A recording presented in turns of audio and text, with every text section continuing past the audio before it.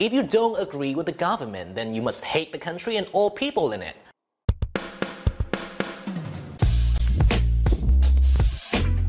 Welcome back to another episode of VTLE, where we talk about miscellaneous stuff that only sound fancy because we're speaking a foreign language. As today I'm running out of creative ways to make a prologue, I'm just gonna lead in the video by the lazy meaning of telling a story. So the other day I was having a formal, very civilized debate with some random people on the internet. Okay, who am I kidding? It wasn't formal nor civilized at all. But anyway, we were discussing the age-old topic of dog meat consumption in Vietnam when suddenly everything came to a dead end, when my opponent just simply decided to drop his ultimate contention.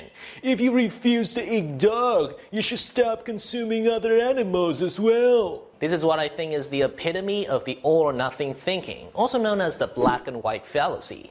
It is when we insist on seeing everything in the extremes. You know, if something is not 100% perfect, then it's a total disaster, as if the middle ground just doesn't exist. So in this case, you don't have to be a vegan to be against the consumption of a certain animal for moral or social or whatever reasons. If you use that fallacious argument against me, I could have easily said that you're a dog eater, so sooner or later you're gonna turn into eating human as well. I came to realize that we subconsciously adopt this thinking pattern much more often than we like to admit. For example, somebody is against my opinion, so I kind of feel that he is against me too. In fact, this cognitive distortion is so common. You know, even the President of the United States had it. But I tell you, if you have a problem figuring out whether you're for me or Trump, then you ain't black. Okay. What's happening here is that the brain is used to form judgments and responses predicated on the pre-established neuron paths. To speak in human language, the brain is pre-programmed to preserve energy by avoiding thinking. The only thing is made to do. Good job, brain. You and I have a lot in common. So it actually feels good, you know, to overgeneralize and make convenient assumptions when dealing with complicated matters instead of brainstorming and analyzing things. You know, I've also noticed that this kind of polarized thinking is especially common among insecure people. I have a friend who's an avid English learner. Let's say he is quite competent, he's quite proficient. You know, his grammar, his lexical range, even his pronunciation is at least decent. But he always feels inadequate for not sounding exactly like his favorite YouTuber. He feels that the intonation is always kind of off, and okay, there is actually no friend. I was talking about myself. I have performance anxiety.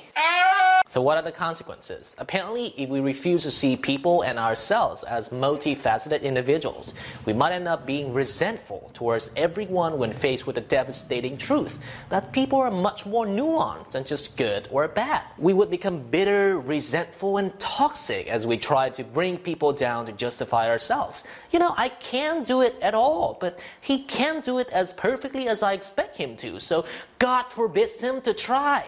But you know what? That's not even the biggest problem. No, the biggest problem is that when we project our extreme idea of success and competence on ourselves, we get stuck in the constant feeling of guilt and inadequacy because we know damn well that we can never achieve those unrealistic goals. We tell ourselves to go hard or go home, only to justify staying home rather than just continue going and, you know, maintain the consistency.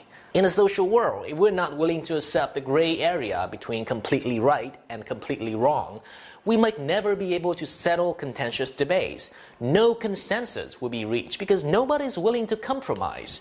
Conservatives will forever be oppressive old people who don't understand how the world functions, and liberals will continue to be seen as the beacon of hedonism and promiscuity.